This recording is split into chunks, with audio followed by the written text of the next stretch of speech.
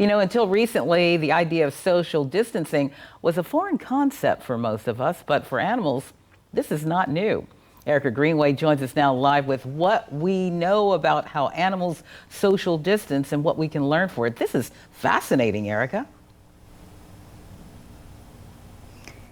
It really is, Barbara. I mean, a Virginia Tech professor tells me, look at just about any animal that lives socially to see how effective this is, because it's pretty much something that they all do.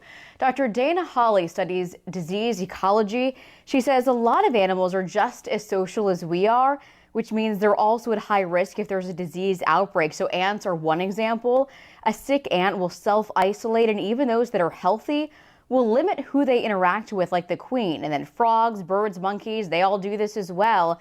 She says it just depends on the animal how extreme they are. So some will cut off all interactions, others may be more selective and still interact with relatives.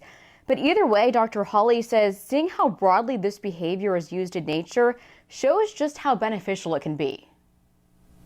Yeah, we really think it's one of the key things that allows so many animals in nature to live socially.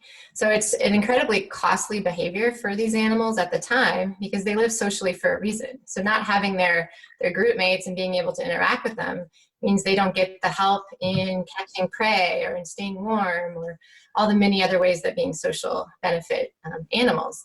And it's costly for us too, but what the prevalence of this behavior in nature tells us is that those short-term costs have this really important long-term benefit of.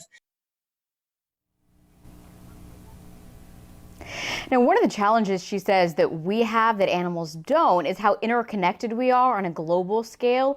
That means social distancing may have to go on for humans much longer than it typically does for animals.